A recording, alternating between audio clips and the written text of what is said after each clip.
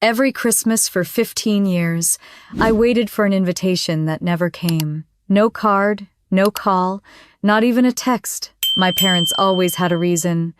"Oh, you're always so busy, dear," or "We thought you were traveling again." After the 5th year, I stopped pretending to believe them. After the 10th, I stopped pretending it didn't hurt. But this year, things were different. I posted 3 photos on my private Instagram, a fire crackling in the stone hearth snow, falling beyond the glass, and a mug of peppermint cocoa resting on the windowsill. The caption read, "My first quiet Christmas."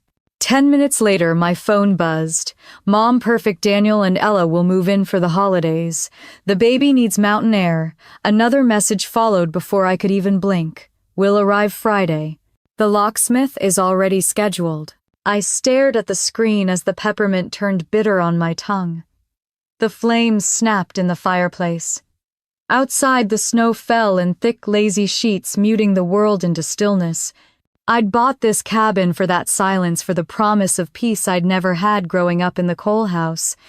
And now that silence was being invaded by a few words typed from a phone miles away. I set the mug down and read the text again, slower this time, like maybe the meaning would change if I gave it enough air. It didn't. They weren't asking. They were informing me. The house I had purchased, furnished and decorated by myself, had just been claimed as a family asset. I should have seen it coming. Every December of my adult life had been a variation of the same theme: exclusion disguised as forgetfulness. My mother was a master of polite cruelty. "Oh, sweetheart, we didn't think you'd want to make the long drive. You work so hard, you deserve a quiet weekend." And my father would chime in with the same patronizing tone. "We'll have something small, just the immediate family." Immediate family. Somehow that phrase had never included me. I remember one year vividly. I was 23, just out of grad school, renting a studio the size of a closet. I sent Mom a photo of the little wreath I'd hung on my door, hoping she'd notice the effort. Her reply came hours later, a group picture from the Cole Christmas Eve dinner. The caption read all together again. Except we weren't. I was never in those photos, but they always tagged me anyway, as if my name could make up for my absence. I used to make excuses for them. I told myself they were busy, distracted, overwhelmed by Daniel's success. He was the golden child, the lawyer, the husband, the soon-to-be father. His trophies had their own shelf in the den. Mine were in boxes under the basement stairs. It took me years to understand that the forgetting wasn't accidental. It was deliberate, a tradition almost, and traditions die hard in my family. The hum of the wind outside pulled me back to the present.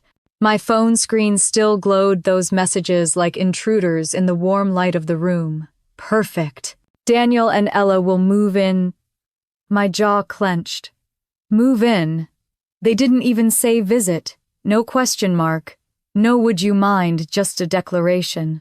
It was the same tone Mom used when she assigned chores when I was 12, expecting compliance, not consent. I leaned back in the armchair and looked around my living room. The A-frame ceilings, the wide windows framing the snowy woods, the scent of pine and wood smoke. Silverwood Retreat, that's what I'd named it on the deed. The place had once been a run-down bed and breakfast, abandoned for years. I'd spent the last 6 months renovating it myself on weekends, refinishing the floors, repainting the walls, building furniture that actually fit my taste instead of my family's expectations. Every beam, every nail, every brushstroke was mine. It wasn't just a house. It was the first space in my life that didn't echo with someone else's authority. And now, even from miles away, they wanted to reclaim it. I could almost hear Mom's voice in my head, bright and falsely sweet. "We'll bring the turkey, dear. You don't have to lift a finger." Translation: "We're taking over." I stood up, pacing to the window. The reflection in the glass caught me off guard, my own face, lit by the orange glow of the fire. I looked calm, but my heart thudded against my ribs. The snow outside fell heavier, covering the gravel drive in a white sheet. My phone buzzed again. A new message from Dad. "We'll discuss logistics when we arrive. It'll be a full house. Be useful. be useful. That phrase, sharp cold, was the soundtrack of my childhood. Useful meant obedient. It meant quiet. It meant invisible. I closed my eyes. For a long moment, I just listened to the wind, the ticking of the old wall clock, the faint pop of the fire. Then I opened them again. The fear that had risen in my throat dissolved into something steadier. Defiance, maybe. Or clarity. I picked up the phone, scrolled to the family chat, and hovered over the keyboard. My fingers shook once before I typed 3 words. No, not possible. I didn't send it. Not yet. I just let it sit there glowing blue against the white screen. Memories crowded in, uninvited. The Christmas I spent alone in a sublet apartment eating Chinese takeout and watching snow fall through a cracked window. The year they claimed they were in Florida but posted photos from their home fireplace instead. The birthdays, skipped the calls, ignored the years I learned to stop expecting anything at all. The silence had once been painful. Now it was sacred. I set the phone down again untouched. Let them text. Let them plan. They would learn soon enough that my house wasn't theirs to take. I'd built this retreat for myself for the version of me that had been erased, dismissed, rewritten as an afterthought. I didn't owe them hospitality. I didn't owe them forgiveness. The fire cracked louder, sending a wave of heat through the room. I wrapped the blanket tighter around my shoulders and took a slow sip of peppermint cocoa. The taste steadied me. It reminded me of everything I'd built in silence, my career, my independence, my peace. They could keep their cinnamon sticks and their perfect family portraits. Peppermint was mine. Outside, the snow deepened. My car parked near the trees was already half buried. The woods stretched endlessly beyond the deck, soft and quiet and mine. I looked out into the white expanse and whispered, "Not this year." My breath fogged the glass, a faint halo of warmth against the cold. For years they had forgotten me. This year they would remember, but not the way they expected. Somewhere in the distance, faint and muffled through the snow, a car engine rumbled down the mountain road. I turned toward the sound, my pulse quickening. It faded again into silence. I smiled to myself. The silence wasn't empty anymore. It was waiting. The morning after the text, the mountain was quiet again, but the silence felt different. I brewed coffee and watched the steam curl against the frost on the window. My phone sat face down on the counter as if turning it over might summon another intrusion. I took a sip and scrolled through my email.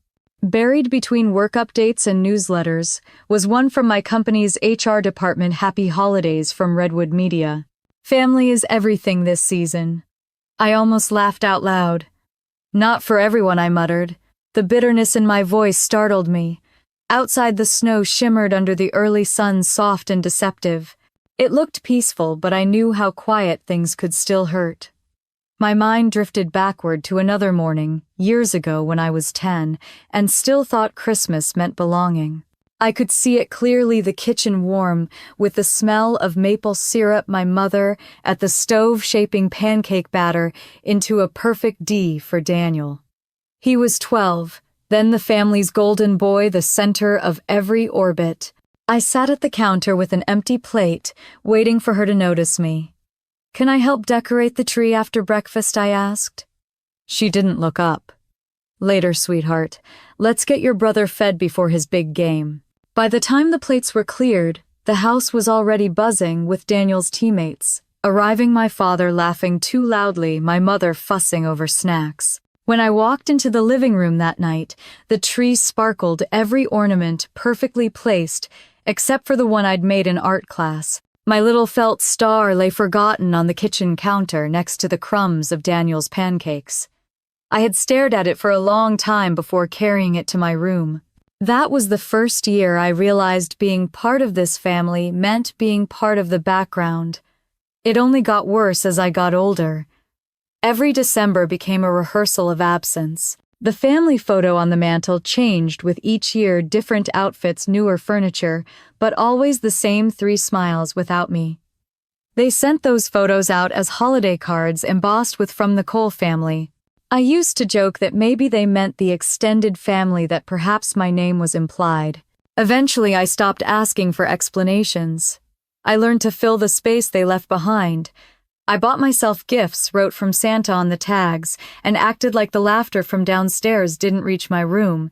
I told myself I was independent. I told myself I was above needing them.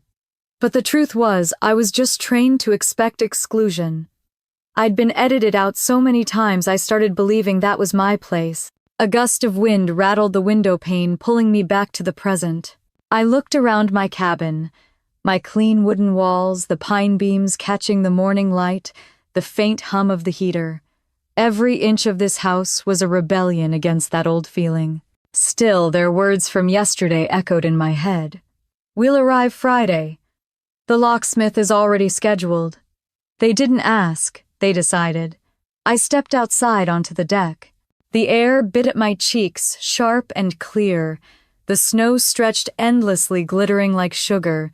Somewhere in that stillness, I realized how much I'd built this peace for myself. I'd spent years surviving other people's noise. Now I'd built a silence that belonged entirely to me. The phone buzzed inside. I froze. For a moment I considered ignoring it, but curiosity won. The screen flashed with a name that made me exhale in relief, Nana May. Evie Darling, her voice crackled through the line, bright and rough as gravel. "I saw your pictures. That cabin looks like heaven itself." "It is," I said. Or it was until Mom decided it's our new family lodge. Nana let out a sound halfway between a laugh and a snort. "Oh, she remembers you now that there's property involved." I laughed, but it caught in my throat. "They're serious, Nana. They're bringing the baby stuff a locksmith like I'm supposed to make room for all of them." "You listen to me," she said, her tone sharpening. "They'll try to turn your peace into a stage again. Don't let them. You earned that roof. You owe them nothing." Her words hung there steady and warm.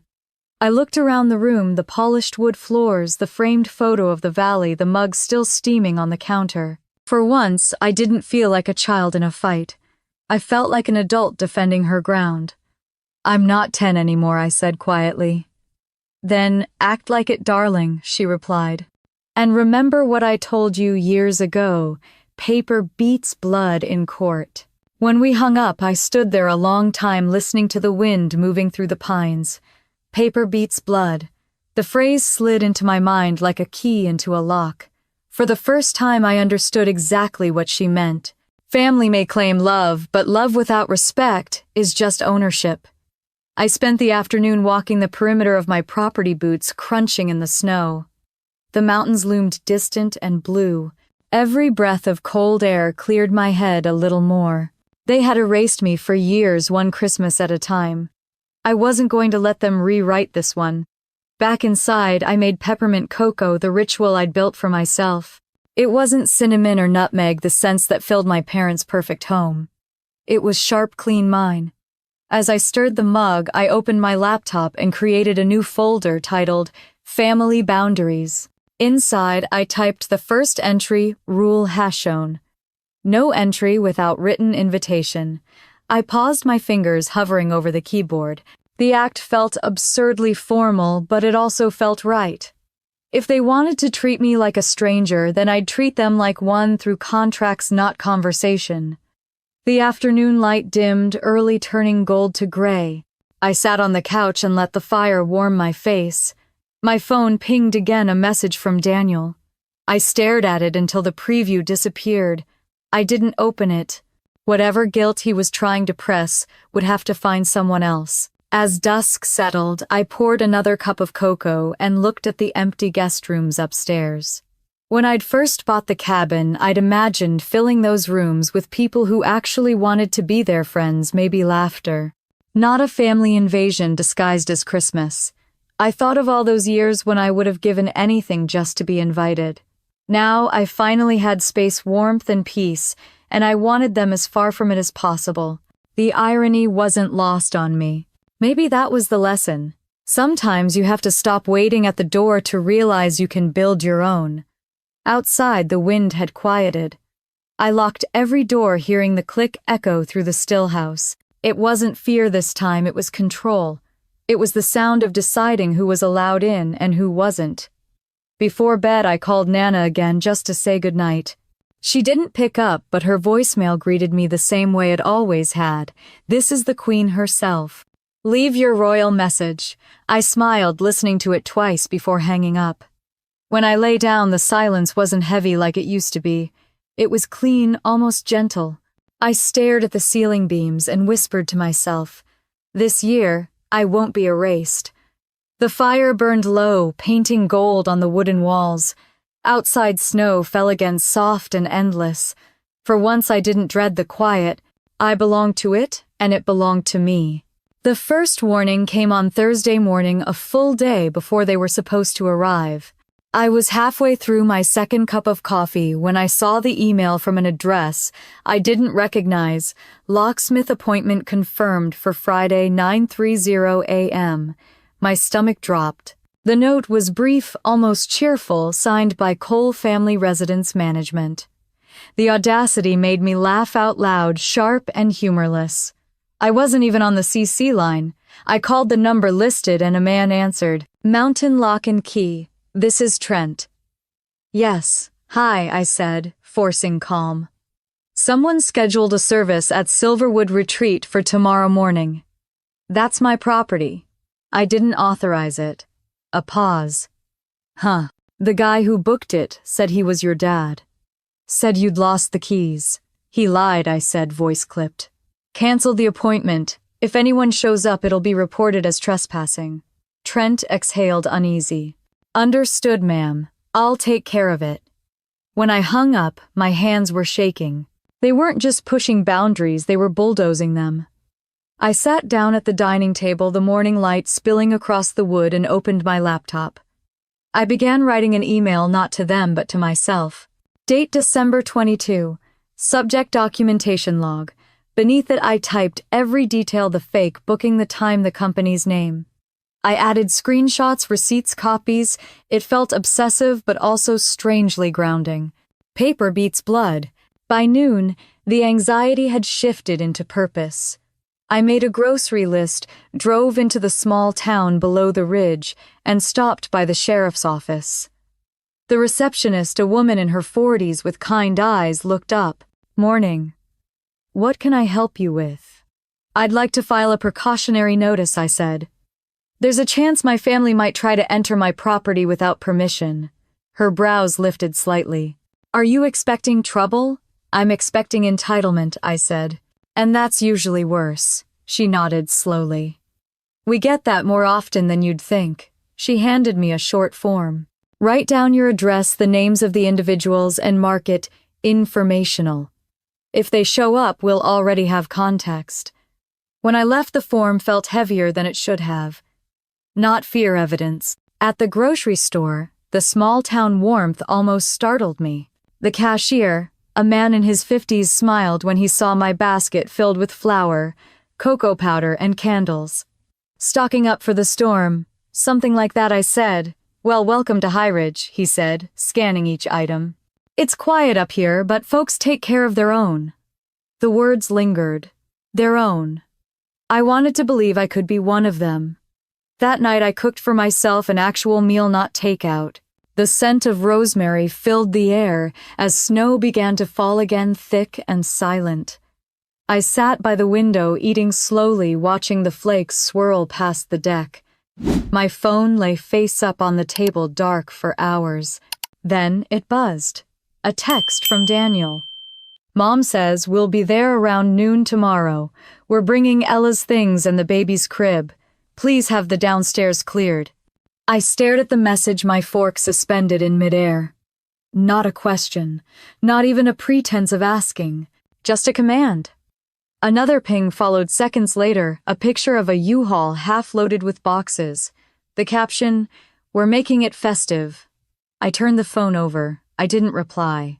The next morning I woke before sunrise, the sky still a deep blue. My breath fogged in the cold air as I stood by the fireplace waiting for the coffee to finish brewing. The deck outside was buried in snow, untouched. It looked peaceful again, but I'd stopped trusting appearances.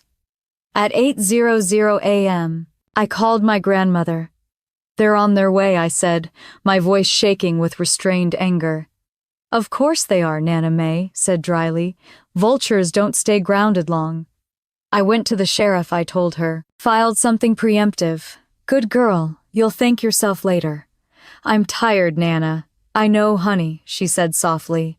But tired doesn't mean defeated. Remember, they've had practice manipulating you your whole life. You're just learning to fight back. You'll get better at it. Her words steadied me. When we hung up, I made a plan. I set up my phone cameras to record the driveway and porch. I adjusted the angles until every inch of the entrance was visible. I wasn't sure yet what I'd do if they showed up, but I knew I'd have proof. The hours passed painfully slow. I vacuumed, rearranged furniture, anything to stay busy. The sound of the wind outside made me flinch each time it changed pitch. Around 11, the tension peaked. I thought I heard tires crunching on the snow-covered drive. I went to the window. Nothing. Just the long, empty stretch of white. By noon, there was still no sign of them. For a fleeting moment, I let myself hope they'd changed their minds. Maybe they'd realized how wrong it was. Maybe the locksmith canceled and they gave up. At 12:30, my phone buzzed. A message from an unknown number. This is Trent from Mountain Lock and Key again. Just wanted to confirm you were right to cancel. Someone showed up this morning saying they were the homeowners. I told them you'd already called. They were angry, but they left. My pulse thundered. Did they say anything? I typed quickly. Yeah, he replied. The guy your dad, I guess, said he'd handle it personally. Sorry for the mess, ma'am. Handle it personally. The phrase sat like a stone in my chest. I sat on the couch, staring into the fire. There was no relief, no peace, just the certainty that something worse was coming. They'd tried the polite route, then the professional one. Next would be the personal invasion. The snow outside glittered under the pale light, almost mocking in its stillness. By late afternoon, I started moving through the house with purpose. I double-checked the locks, turned on the exterior motion lights, and lit a single candle in the kitchen. It flickered against the window, a small, defiant glow in the darkening cold.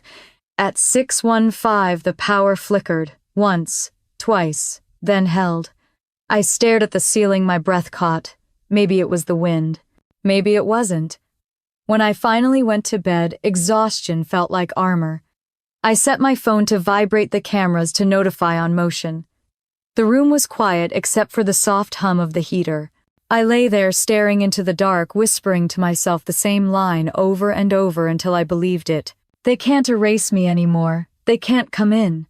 Outside, the snow kept falling, each flake a tiny boundary laid carefully between me and them. The first sound was the crunch of tires on snow. It was slow, deliberate, not the random drift of a lost driver. I froze at the window, coffee mug halfway to my lips.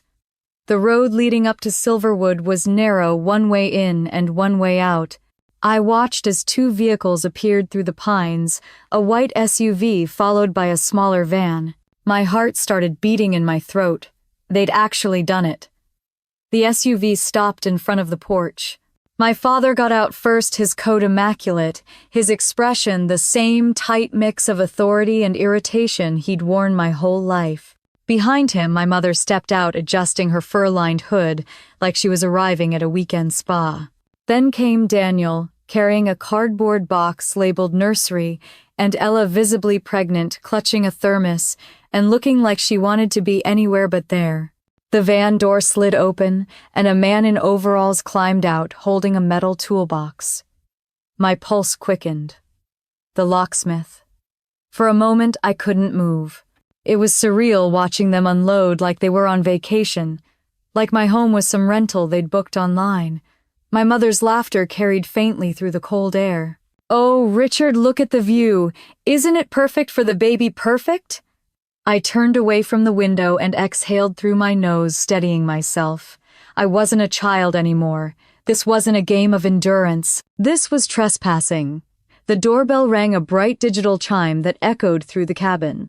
I picked up my phone, opened the camera app, linked to the porch feed, and pressed record.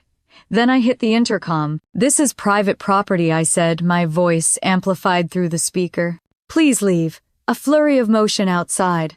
My mother leaned toward the camera, squinting. Faith, sweetheart, don't be silly, it's freezing out here. Open the door, we brought lunch. Lunch. As if a sandwich could undo decades of neglect. Mom, you're not invited here, I said. You need to go. My father's voice cut through hers, cold and practiced. Evelyn, stop this nonsense. You're overreacting. We came to help you get settled. Settled, I repeated. I'm already settled. You're trespassing. He didn't respond. Instead, he turned to the locksmith, gesturing impatiently. I saw the man hesitate, glancing at the door, then back at my father. My mother smiled at him as if to reassure him. It's all right, she's just having one of her episodes.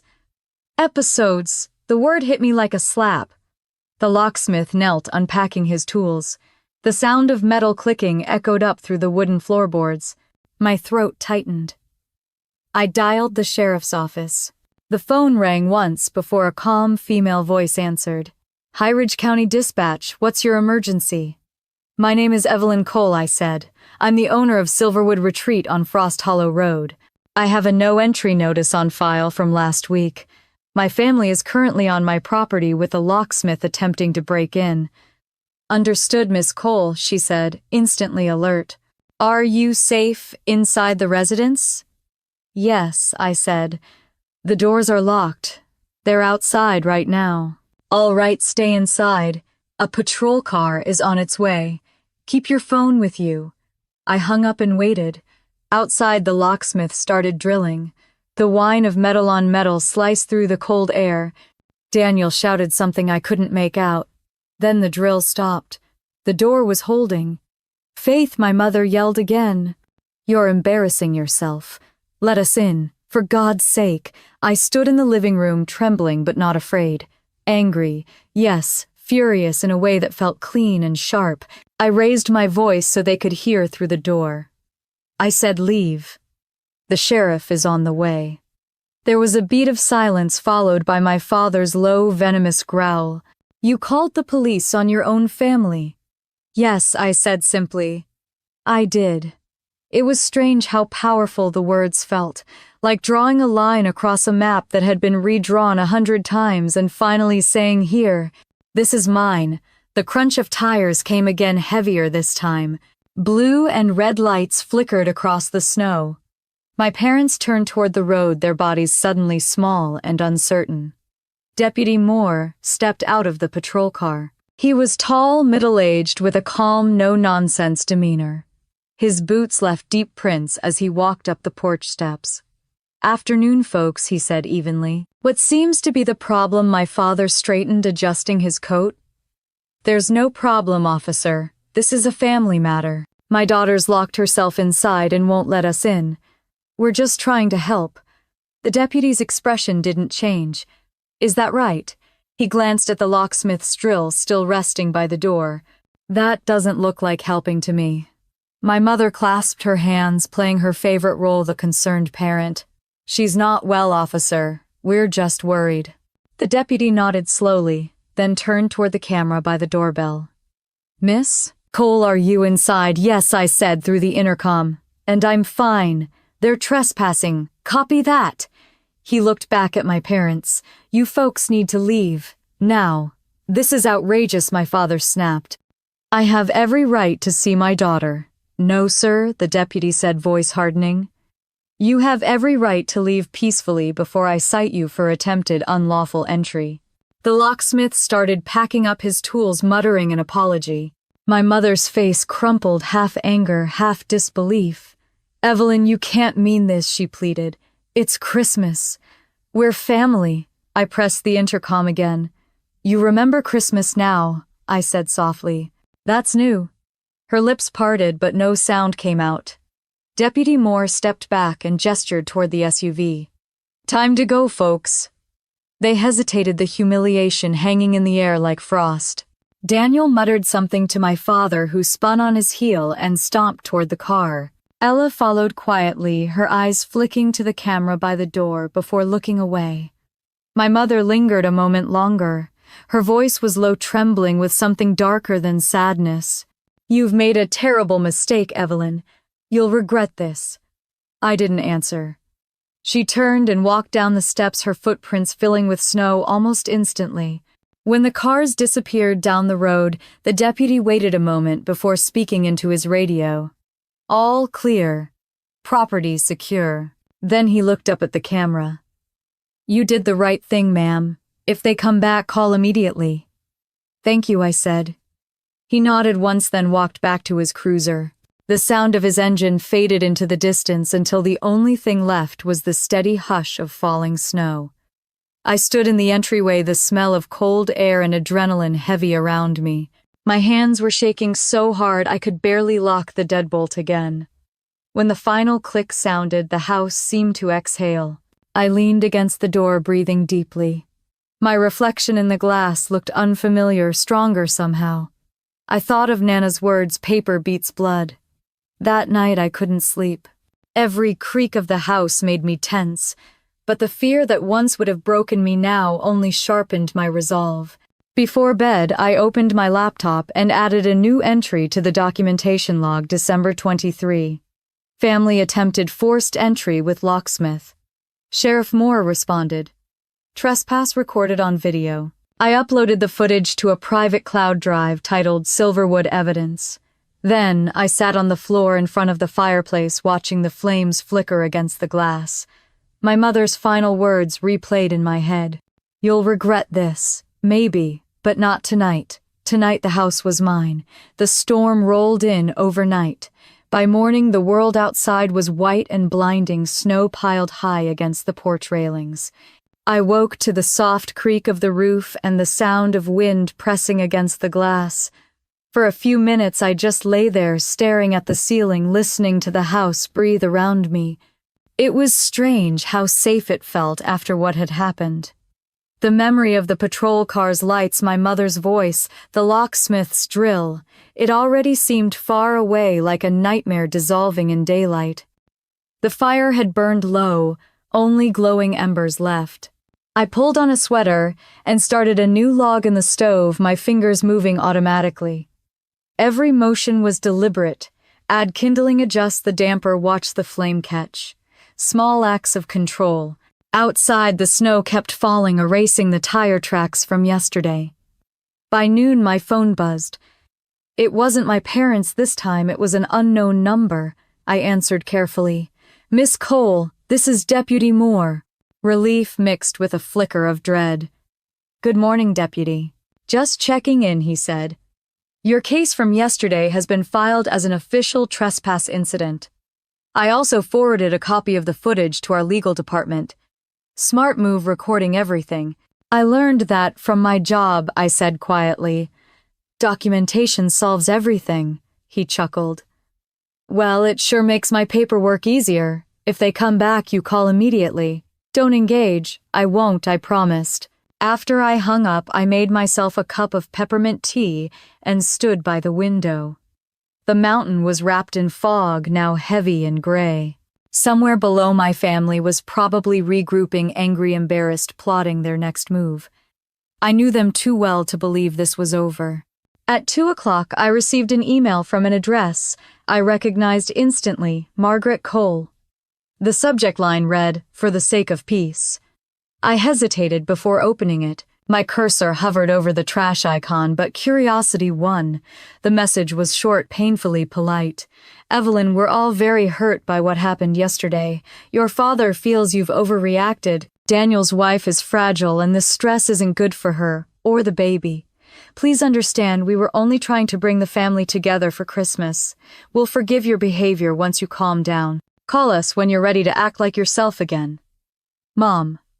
I stared at it until the words blurred. The cruelty wasn't in the insults. It was in the control, the rewriting of reality.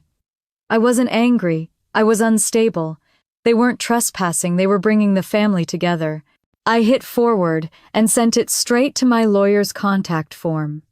Then I deleted it. By sunset, the storm had passed, leaving the valley blanketed and silent. I wrapped myself in a thick blanket and sat near the window sipping tea as the light faded.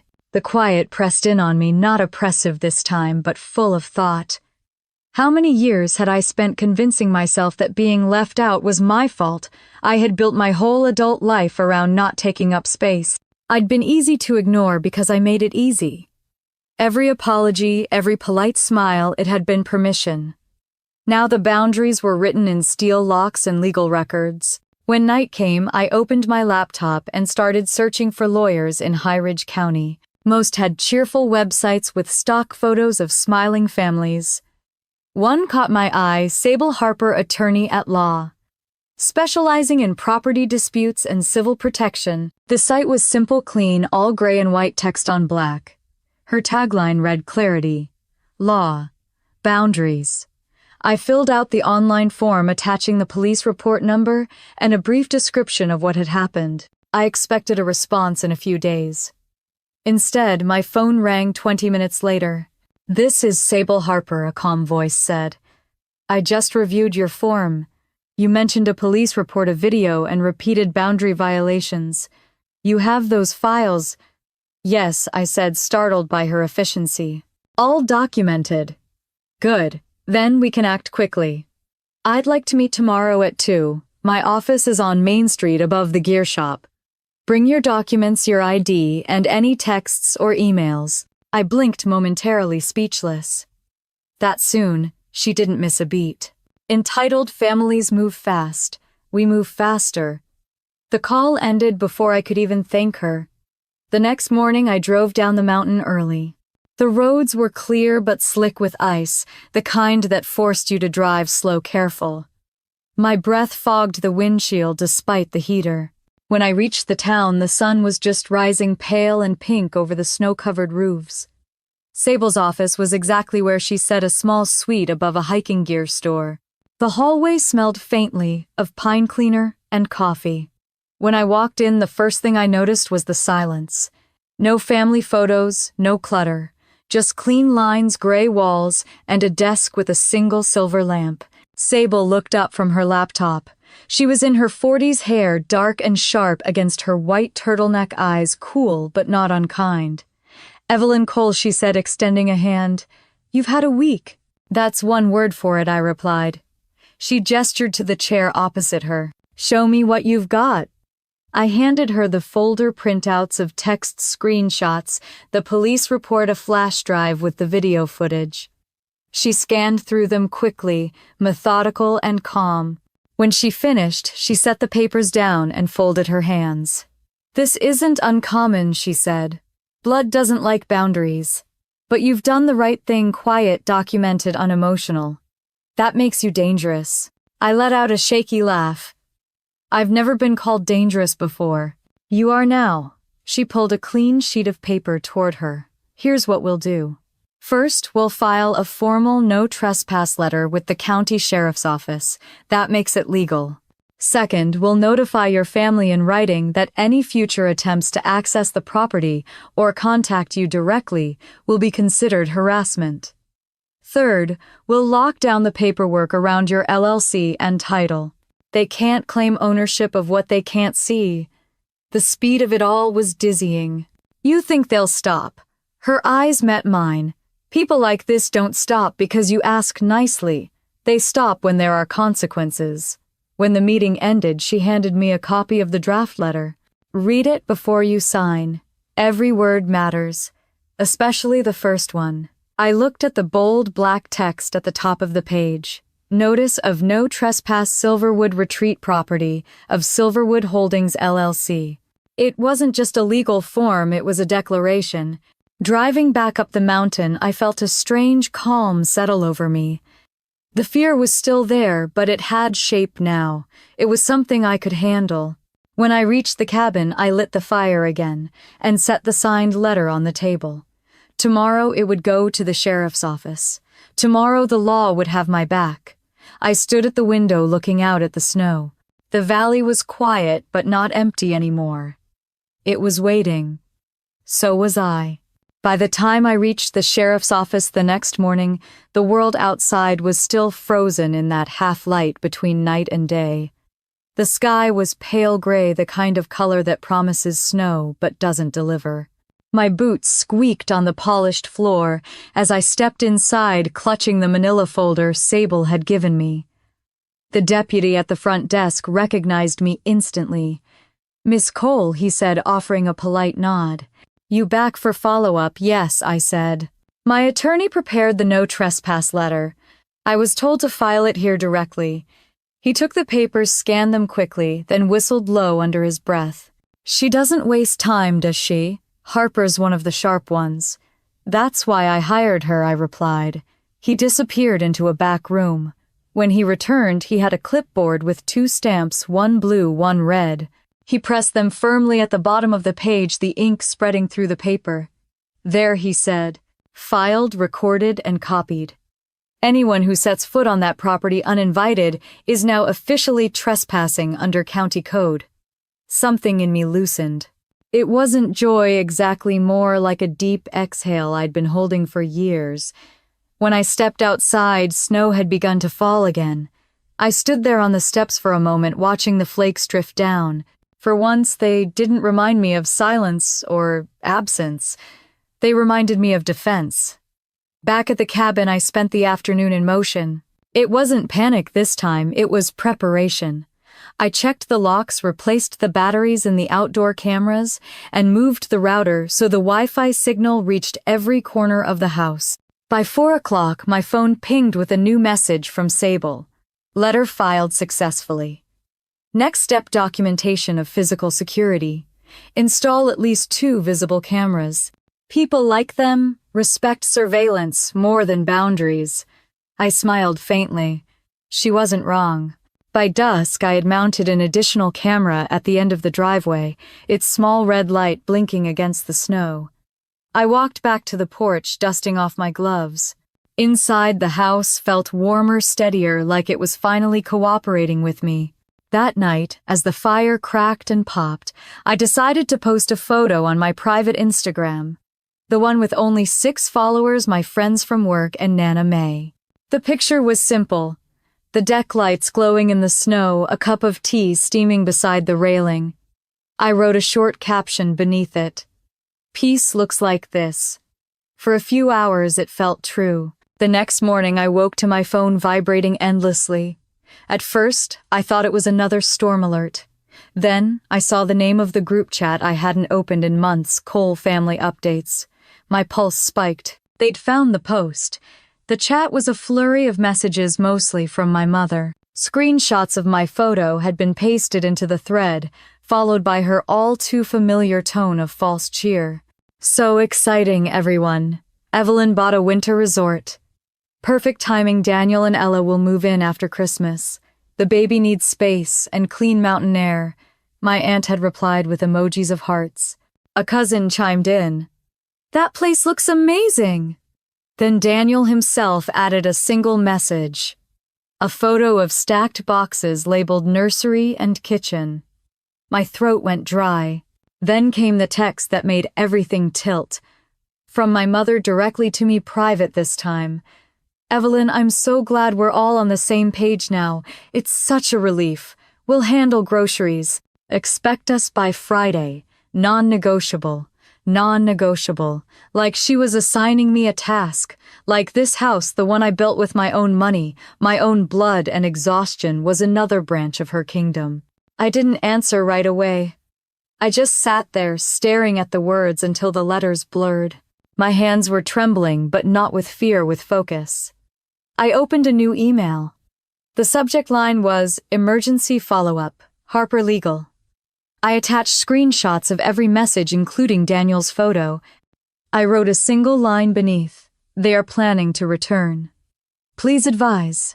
The reply came within minutes. "Understood. Do not engage. We file the motion today. Make sure your cameras are recording continuously. I'll handle the rest." It was the most reassuring sentence I'd ever read. Still, the air in the cabin had changed. The quiet no longer felt like peace. It felt like a held breath. Around lunchtime, I walked out onto the deck, the snow creaking beneath my boots. The valley stretched out below, vast and white, but I couldn't shake the feeling of being watched. Maybe it was paranoia, or maybe it was experience. I stood there until the cold stung my face. Then I went inside and began to write. Not an email, not a log, something different. A letter addressed not to the sheriff or Sable, but to myself. Dear Evelyn, it began. You did not imagine it. You were not difficult. You were erased, and now you are writing yourself back in. I didn't know why I wrote it, only that it felt necessary. I sealed it in an envelope and tucked it into the top drawer of my desk. A reminder, a record. At sunset, the camera app buzzed. For a heartbeat, I thought they'd come early, but it was just a deer crossing the driveway, its body, a dark shape against the snow. I laughed quietly at my own tension. Still, I went through my nightly ritual, double-checking doors, turning on the porch lights, locking every window latch. The house clicked and sighed as it settled. Before bed, I called Nana. She answered on the second ring. Hi, honey, she said, voice raspy but steady. You sound tired. I'm fine, I said. Mom's planning another invasion. A pause. Then, of course she is. That woman couldn't take no if you embroidered it on a pillow.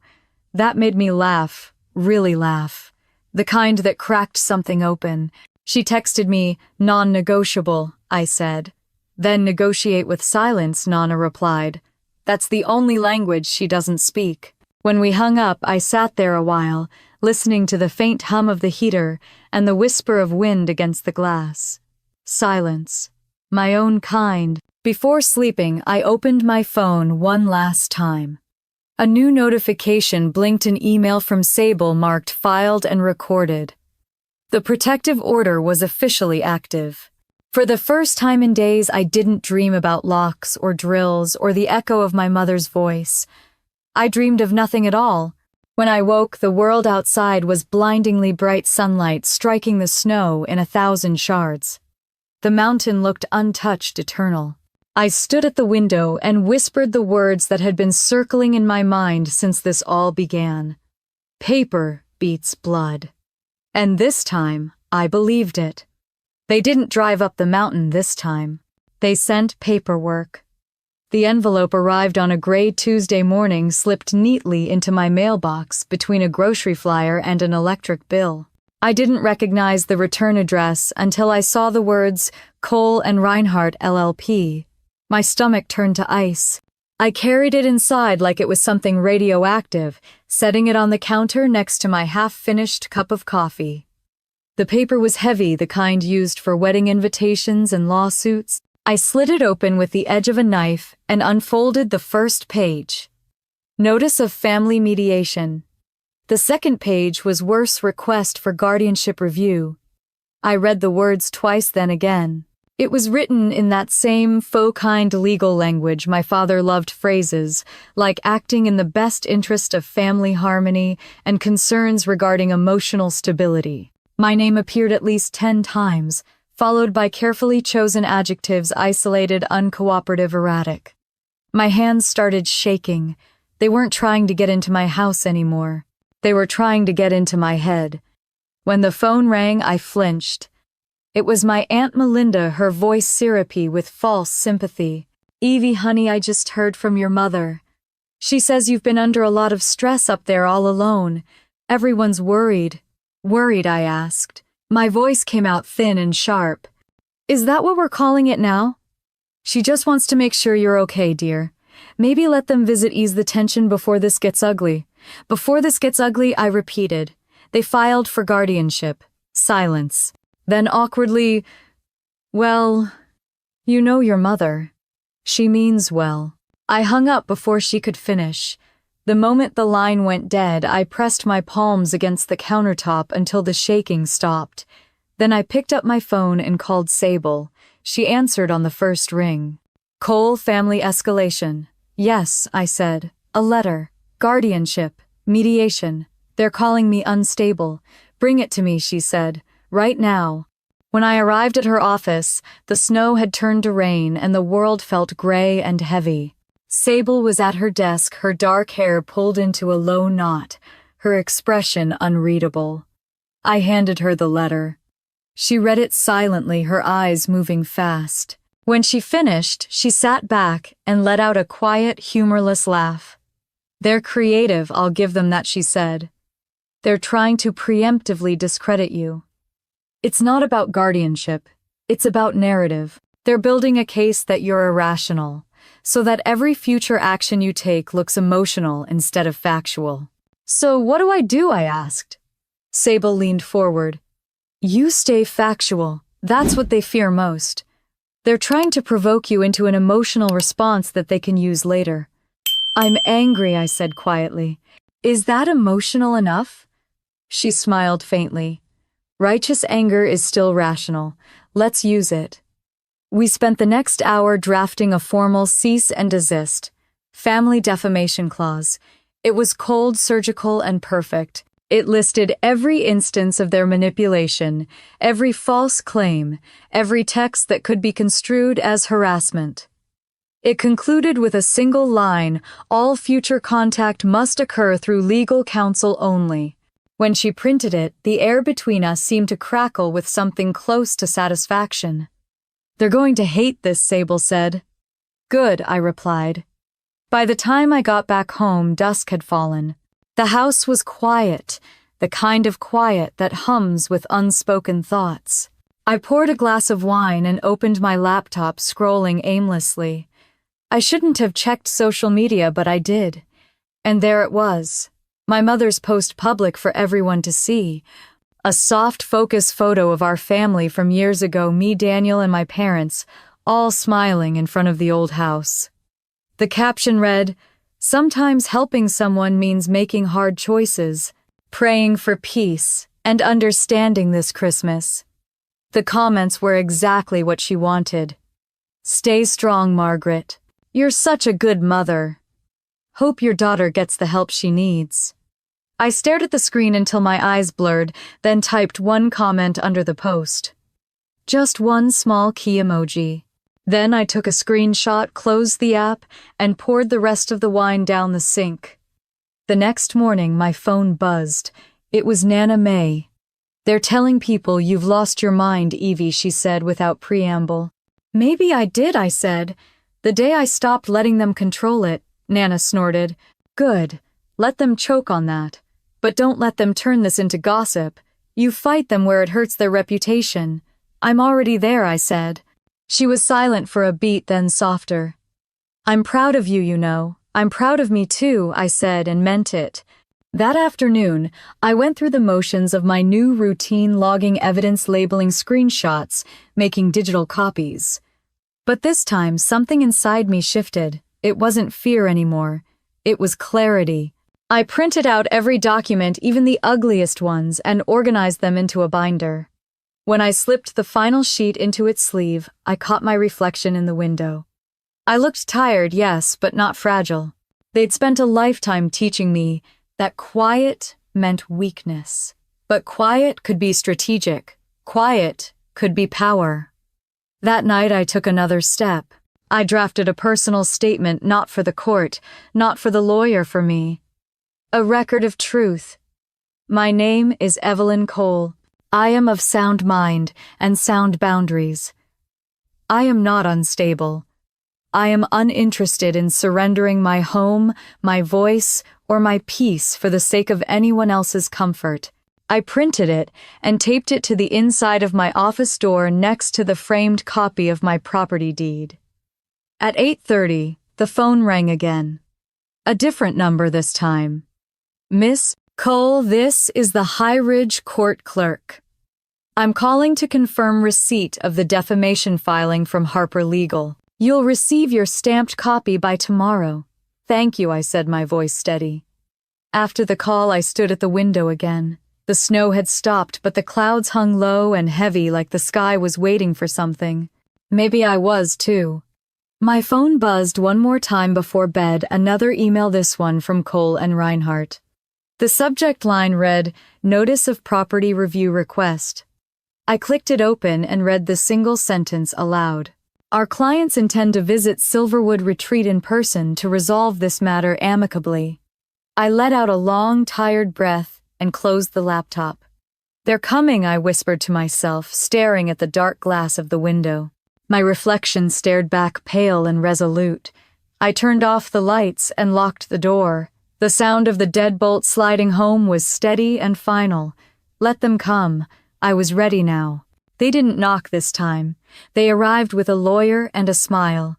The sound of tires crunching up the drive reached me before I saw them. It was a brittle winter afternoon sunlight glinting off the snow like shards of glass. I stood at the window, coffee cooling in my hand, and watched the two black SUVs crawl toward the house.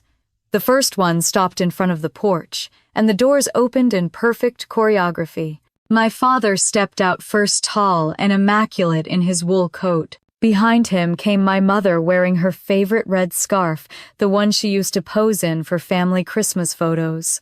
Daniel followed, eyes hidden behind sunglasses despite the gray light. And trailing behind them, a man in a navy suit carrying a leather briefcase. The lawyer. For a long second, none of us moved. Then my father started up the steps with his usual confidence, his breath puffing out in white clouds. I didn't open the door. I only switched on the interior camera and pressed record. When the knock came, it wasn't hesitant, it was command. 3 sharp raps that echoed through the cabin. I took one slow breath before opening the door halfway. Evelyn, my father, said, his tone practiced and civil. We're here under good faith. Mr. Lawrence, our attorney, has advised we handle this privately. Behind him, my mother smiled like she was greeting a guest. Sweetheart, please, it's freezing. Let's just come in and talk. I held the door where it was. Talk about what your ongoing trespassing or the forged legal requests you've been sending. Mr. Lawrence stepped forward, calm and oily. Miss Cole, I represent your family in what we hope will be a reconciliation process. Everyone here simply wants a resolution. I already have one, I said. It's called a protective order. My father's jaw flexed. You don't need lawyers and police to deal with your own family. I needed them because of my family, I said. For a moment, his expression cracked, revealing something cold beneath the civility. Then he gestured to the lawyer. We just want to discuss shared use of the property. You've created unnecessary hostility. Shared use, I repeated. That's a creative phrase for breaking and entering. The lawyer raised a hand in mild protest. No one here wishes to escalate things. We understand you're upset. But given the financial and emotional investment your parents have made in your success, they have reason to believe the property constitutes partial family equity. I laughed. The sound startled even me. You mean they bought me Christmas presents as a kid, so now they own my land? Mr. Lawrence's polite smile faltered. Our position is that the property should serve the family collectively, especially considering your brother's circumstances. Daniel finally spoke, his voice sharp. You've got 3 bedrooms, Evie. You don't even use them. I use all of them, I said. They hold something called peace. My mother's eyes filled with rehearsed tears. You're making this harder than it has to be. No, I said quietly. You did that years ago. The wind shifted, sweeping snow across the porch. The lawyer cleared his throat, trying to regain control. Perhaps we can move inside. It's rather cold. Not a chance, I said. But if you'd like warmth, I can call my attorney. She's quite good at generating legal heat. For the first time, their expressions flickered. I stepped back just enough to grab my phone and pressed the video call button. When Sable's face appeared on the screen, calm and poised, I turned it toward them. Everyone, this is my attorney, Miss Harper, I said. You might remember her name from the paperwork you received. Sable's voice came through the speaker, crisp as snow. Good afternoon, Mr. Lawrence. I assume you've reviewed the active no trespass order and the pending motion regarding attempted property fraud. Mr. Lawrence blinked. I'm aware of certain documents, yes. Then I suggest you review them again, Sable said. My client is under court protection. You're currently violating that order by standing on her porch. This conversation is being recorded both by her and now by me. My father's composure cracked first. This is absurd, he snapped. You can't record us without consent.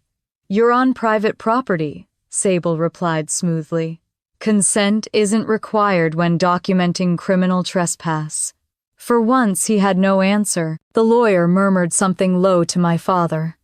My mother's eyes darted from me to the camera, realization dawning that their performance was collapsing. Daniel shifted his weight, angry and restless. "You're not the victim here, Evie," he said. "You're just a selfish brat with a mountain and a martyr complex." I met his stare evenly. If protecting myself makes me selfish, then yes, I'll take that over being complicit. The lawyer sighed, closing his briefcase with a click. "This discussion is clearly unproductive. We'll revisit through official channels." "Excellent," I said. "Direct all further communication to Miss Harper's office.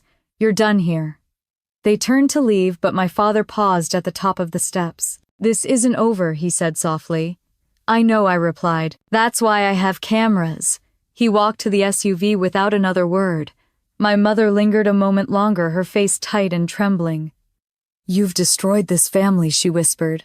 "No," I said. "I just stopped letting it destroy me." She flinched like I'd struck her, then turned away.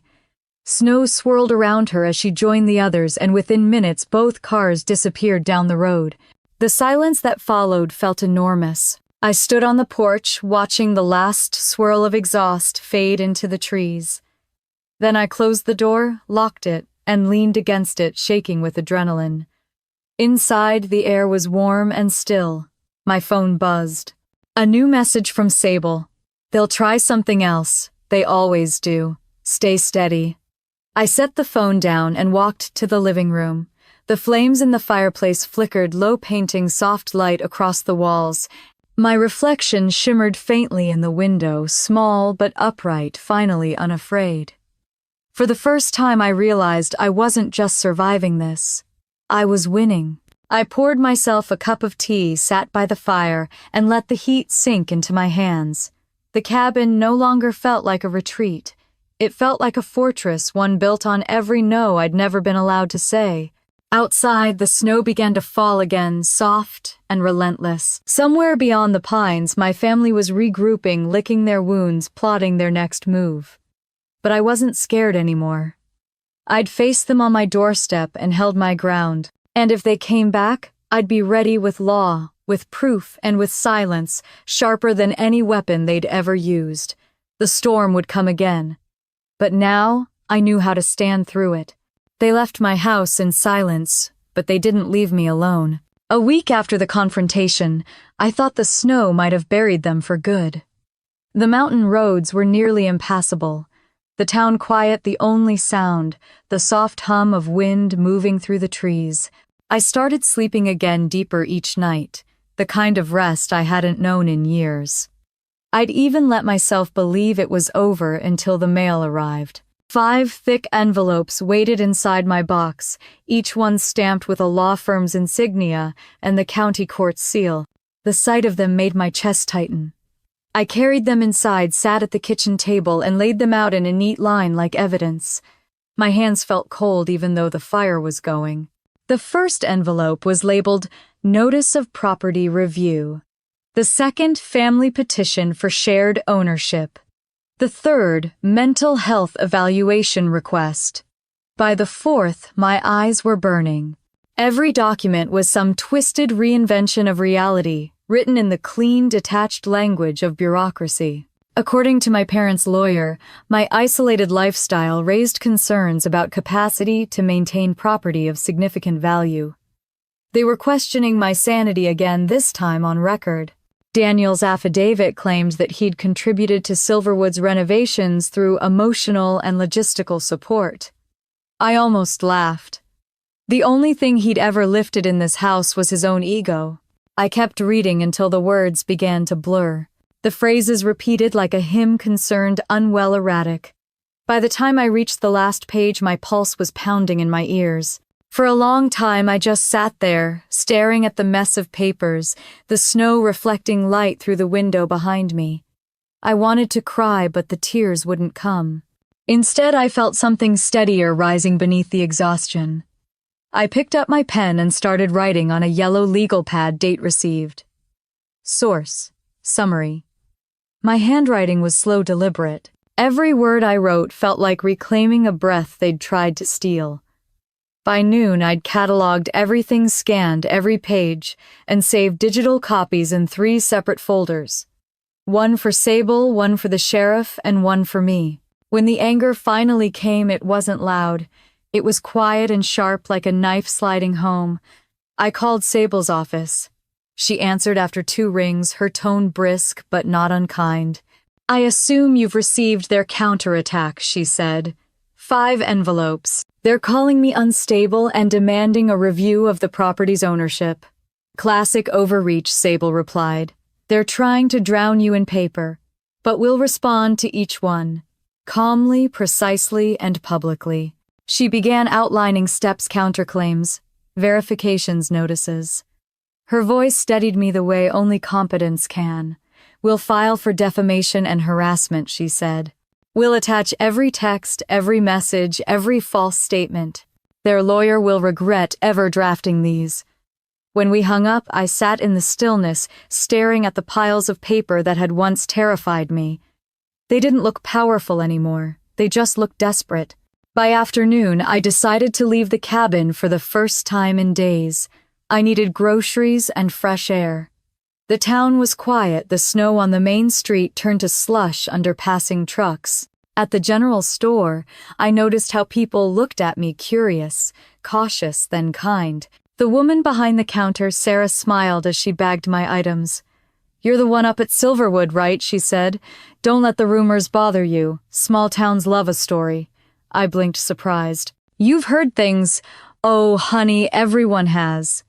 But from what I hear, you're the one standing your ground." That simple sentence loosened something inside me. I smiled back, trying my best. "Good," she said. "The town could use a little backbone."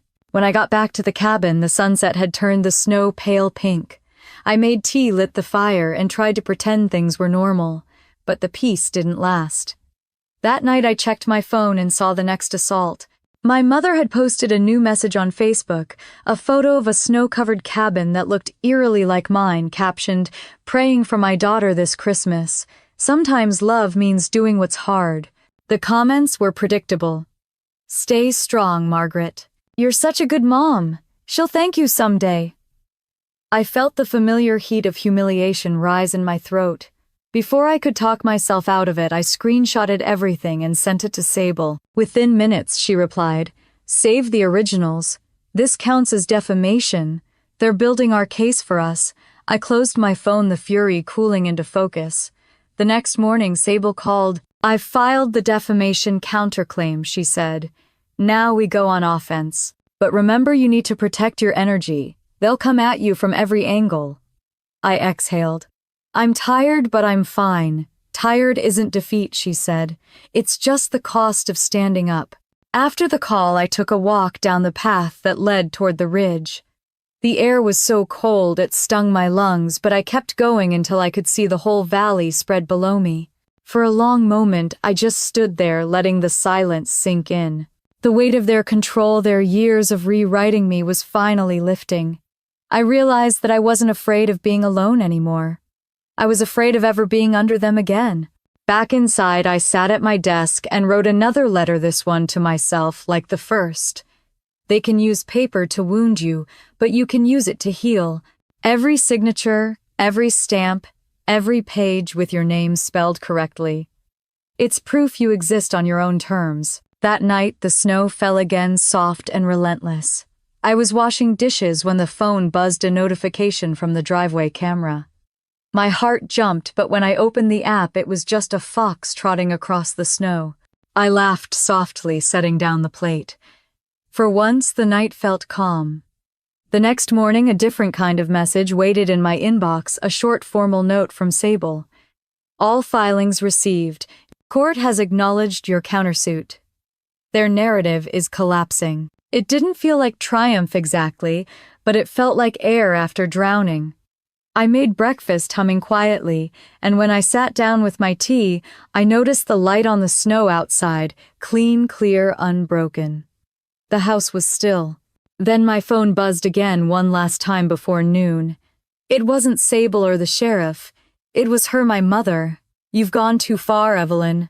But don't worry, we'll handle this in person." I stared at the screen until my reflection blurred in the glass. I could almost hear her voice behind the words, sweet and poisonous. The mountain around me was silent, but I knew what was coming. The paper war was ending. The physical one was about to begin. Outside, the wind picked up scattering snow off the pines like a warning. I looked toward the valley and whispered to myself, "Let them come. This time I wouldn't be waiting in fear. This time I'd be waiting with proof." The first sign wasn't a car engine, it was the motion sensor. The alert went off at 9:47 p.m., a sharp tone that sliced through the quiet of the cabin. I was reading by the fire, the kind of peace that doesn't last long when you're a coal. The phone vibrated again. Motion detected gate camera. Multiple vehicles. I set the book down and stood, my pulse quickening. Outside, the snow was falling, hard fat flakes catching the reflection of the porch light. Through the frosted window, I saw beams of headlights cutting across the trees, weaving their way up the road. 2 black SUVs. The same pair as before. My hand hovered over my phone. I already knew who to call. The sheriff's direct number was saved as a favorite. I pressed it, my voice steady, when the dispatcher answered. "This is Evelyn Cole. Silverwood Retreat, parcel 482B. The trespassers are back. 2 vehicles, 4 occupants minimum. You have the order on file. Copy that, miss," Cole, the dispatcher, said. "Deputy Miller is on duty. He's en route." "Thank you," I said, and hung up. I turned off all the interior lights, leaving only the fire to cast a low glow across the living room. The house fell into a hushed darkness. I moved to the security panel and checked the camera feed. The SUVs had stopped halfway up the drive. The doors opened, and 4 silhouettes stepped out: my father, my mother Daniel, and a man I didn't recognize. They stood in the snow, arguing among themselves. Then slowly they began walking toward the porch. I zoomed in.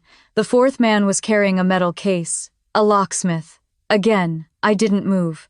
I let them reach the first step before I spoke through the speaker. "This is private property," I said, my voice clear through the doorbell system.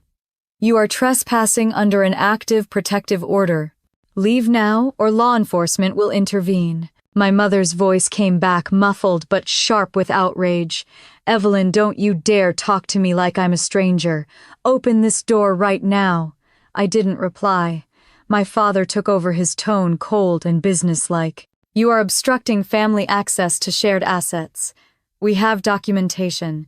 He lifted a sheet of paper toward the camera, but the snow caught it and tore it from his hands. It fluttered away into the dark.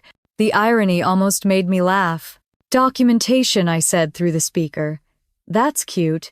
You'll need it when the deputy arrives." The locksmith hesitated, glancing between them. "Sir," he said quietly, "if there's a protective order, do your job," my father snapped. Before he could reply, the siren broke through the snow, distant but rising fast. A flash of red and blue light painted the trees. The figures on my porch froze. Within seconds, the sheriff's cruiser slid to a stop at the edge of the drive. Deputy Miller stepped out, his flashlight cutting a clean beam through the falling snow. "Evening, folks," he called, voice calm but firm.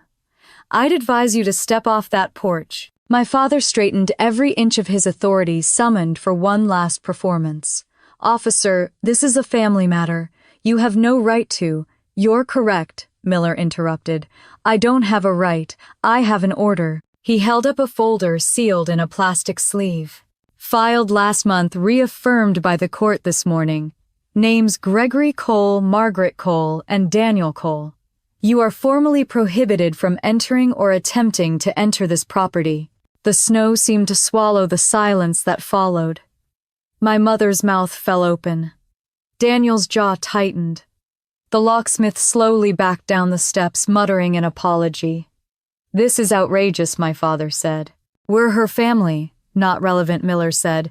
"You're trespassers tonight." I watched through the camera as he gestured toward their cars. "I'm going to escort you down the road. You can collect your belongings tomorrow under supervision if the court allows it." "You can't do this," Daniel hissed. "I can," Miller said evenly. "And I will. Get moving." For a moment I thought my father would argue, But then he saw the deputy's hand resting lightly on his holster, not a threat, just a reminder. Slowly, stiffly, my father turned and started walking back to the SUV. My mother followed, clutching her scarf like a shield.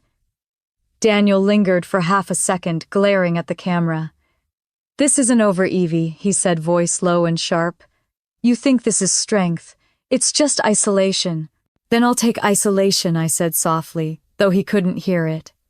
They got into the vehicles and turned around, the headlights sweeping across the trees one last time before disappearing down the mountain road.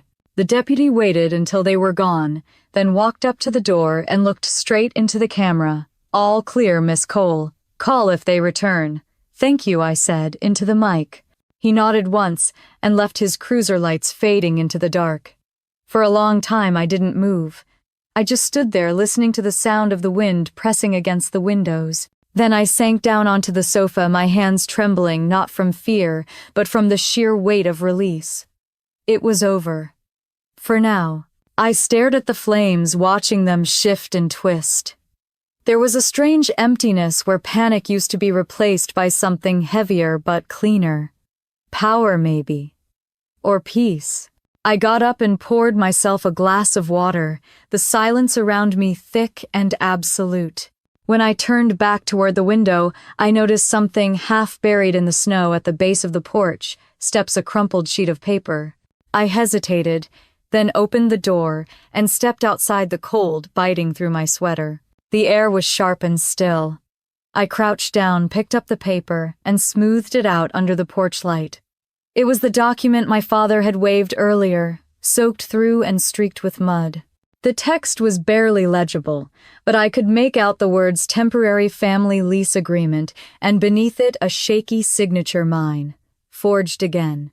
I almost smiled. They hadn't learned. Back inside, I dried the paper carefully and added it to my folder of evidence.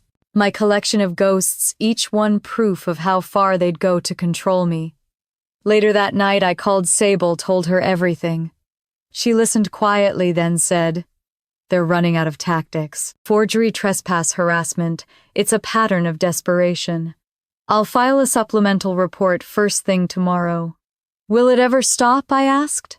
"Yes," she said, "when they realize the story has changed. You're not the silent one anymore. You're the author." After the call, I sat on the floor beside the fire, letting her words settle in. Author. It felt strange and right.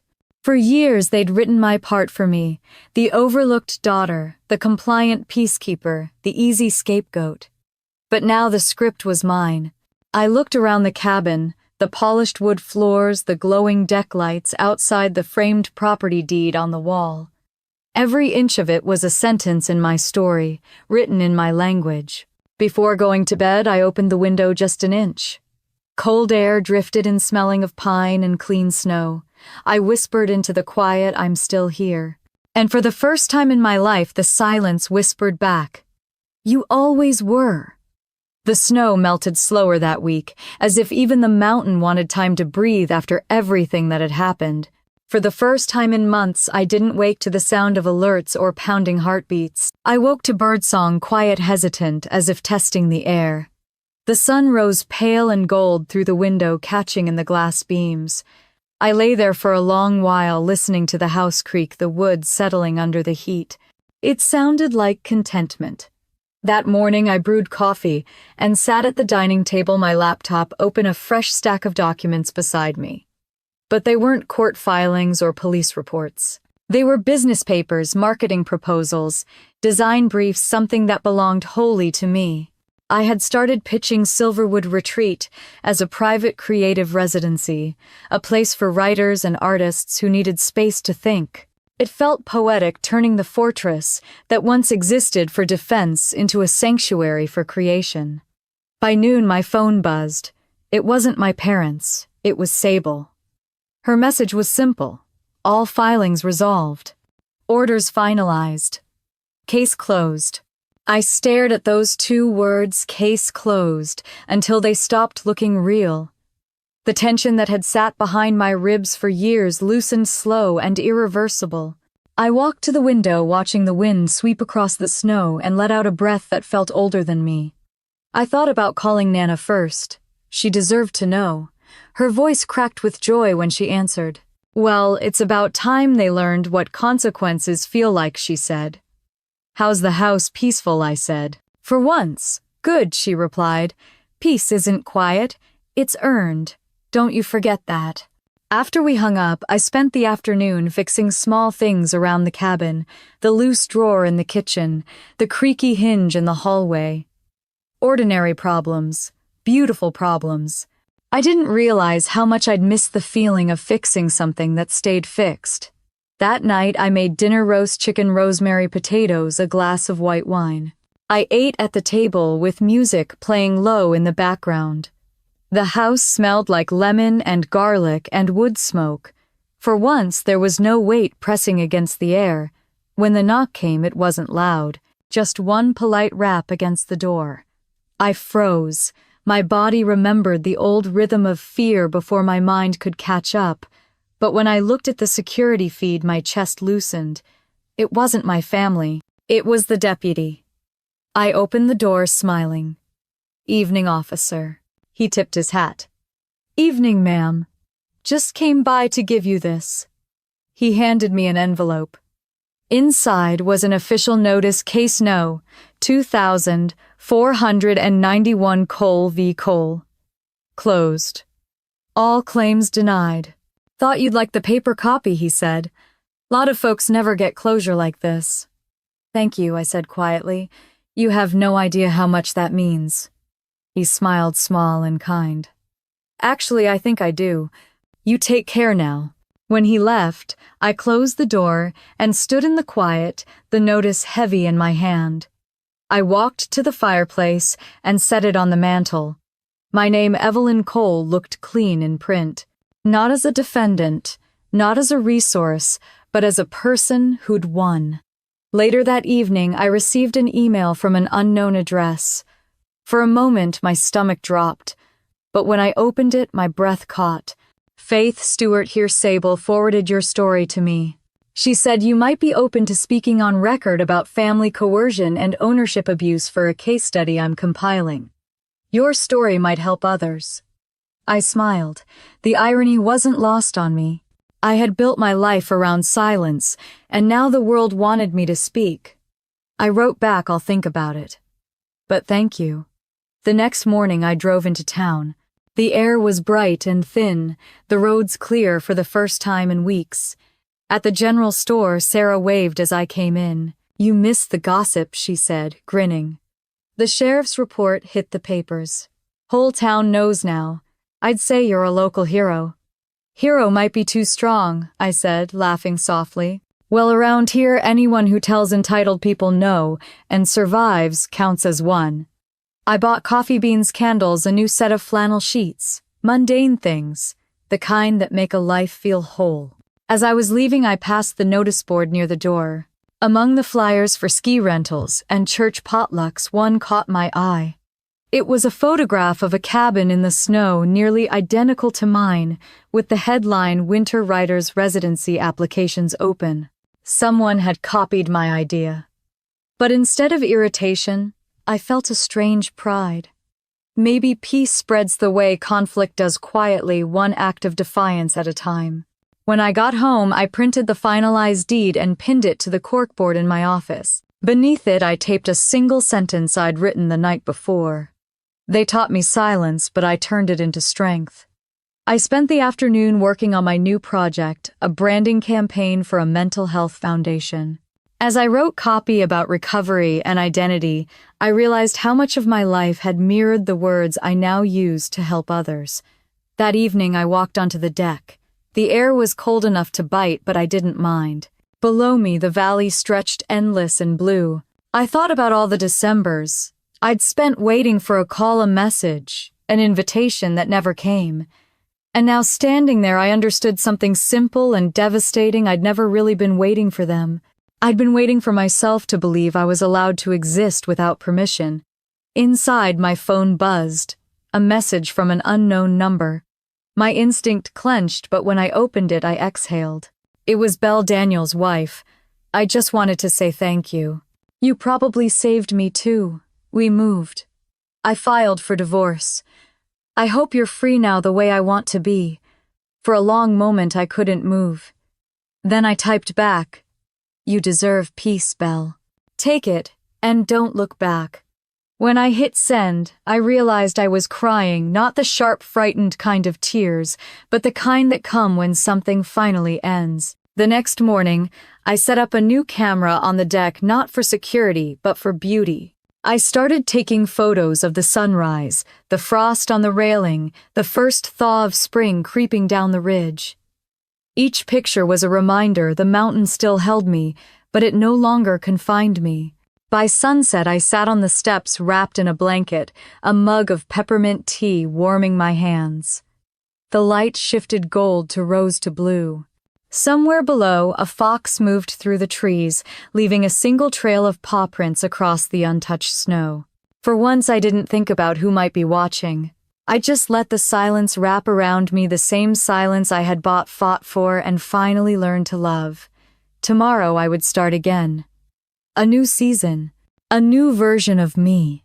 But tonight, under the dim glow of the deck lights, I finally whispered the truth I had spent my whole life earning. I'm home. The first snow of December came early that year. It drifted down in slow, lazy spirals outside my window, gathering softly on the deck railing and the roof of the old pine shed. The world was white and quiet again, but this time it wasn't heavy. It was gentle. The silence no longer pressed against my ribs. It wrapped around me like a blanket. A year had passed since that night when the sheriff's car lights had painted the snow red and blue, when my family's voices had finally faded into the dark. Since then, everything had changed, and yet in the most comforting way, everything had stayed still. I stood by the same fireplace that once burned for protection. Now it burned for warmth. My house was no longer a fortress, it was alive. There were candles flickering on the mantel, the scent of pine and cinnamon in the air, and faint laughter echoing from the kitchen. This Christmas wasn't empty, it was full. Priya was pouring cocoa into mismatched mugs. Gabe was arguing with Luce over which Christmas playlist to play, and Sarah and Tom, my neighbors from down the ridge, were arranging cinnamon rolls on a platter. The cabin, once a sanctuary for one, had become a gathering place, a home. I set the last string of lights along the window frame, stepping back to look at the glow. The reflection in the glass caught my own face, still calm but softer than before. I smiled. For years I had tried to earn my family's invitation. I'd built a life around the ache of exclusion. Now I realized I'd never needed to be invited at all. When everyone settled with mugs in hand, I went to the deck door. "You have to see this," I said. The group followed me outside, stepping carefully into the snow. The air was sharp and bright, the night sky, a deep blue scattered with stars. Below, the valley shimmered with frost. "This place is magic," Priya whispered, breath visible in the cold. "It's peace," I said quietly. "The real kind, the kind no one can take from you." They fell silent, and for a moment we all just stood there, breathing in the mountain air. I could feel the past like a ghost behind me, the years of being overlooked, erased, minimized. But it didn't hurt anymore. The pain had become a landmark, not a prison. Later, after dinner, I sat by the fire with my notebook. It wasn't filled with court filings or family arguments anymore. It held plans, ideas for the future of Silverwood. The retreat would open in spring, hosting writers, artists, women who needed somewhere quiet to rebuild. I wanted this place to be more than my story. I wanted it to be a refuge for others who had once been told they didn't belong. As I wrote, Sarah came to sit beside me. "You did something brave," she said. "Most people run from the kind of hurt you went through. You built something out of it." I looked into the flames. "Maybe that's what revenge really is," I said. "Not payback. Just peace. Peace they can't touch." We sat there for a while, the fire crackling softly. Somewhere in the background, the radio began playing an old carol. It wasn't the kind my parents used to play during those perfect photo-ready Christmases. It was slower, a little sad, and somehow more honest. When the clock chimed 10, I walked to the window. The snow was falling again, thick and slow. I pressed my hand to the glass. The valley below was blanketed in white, the lights from nearby houses glowing faintly like candles in the dark. I thought of them, my parents, my brother, somewhere far away now, still locked in their own story, still rewriting the truth to make it hurt less. For the first time, I didn't feel anger, only distance, only peace. The next morning, I found an envelope in the mailbox, the handwriting unmistakable, my father's. I stood there for a long time before opening it. Inside was a single page. It wasn't an apology. It wasn't even a letter. It was a legal transfer notice confirming the sale of their old house in Connecticut. A final severing of ties. No words, no signature beyond the required one. I laughed softly. Of course, I whispered. Even their goodbye had to come with paperwork, but it didn't sting. Not anymore. It felt like the last page of a chapter I'd already finished reading. That night I hosted a small dinner for my guests, the table filled with laughter and warmth. We clinked glasses to new beginnings, to found families, to the kind of peace you have to build with your own hands. When everyone left, I stood by the door, watching their taillights fade into the trees. Then I turned off the main lights and walked out to the deck one last time. The snow glittered beneath the moonlight, untouched and endless. I flipped the switch that controlled the string of deck lights, the same ones I had hung that first night when I thought the house would only ever be mine. They glowed softly against the dark.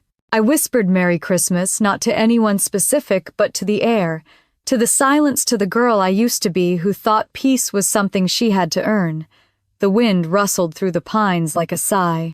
I took a long sip of peppermint tea, the warmth steady in my hands. It wasn't the ending I imagined. It was better. I no longer wanted revenge. I wanted light. And I had it. If you've ever been the one they forgot, if you've ever been the quiet person in a loud family, I hope this story finds you. I hope you know you're not invisible. You're just meant to shine somewhere else. Tell me, what does home mean to you? Leave a comment below. I'd love to hear your story. And if this one stayed with you, make sure to like, subscribe, and stay with me for more stories like this. Stories about finding peace, claiming your voice, and remembering your worth. Because sometimes the best revenge isn't fury, it's freedom.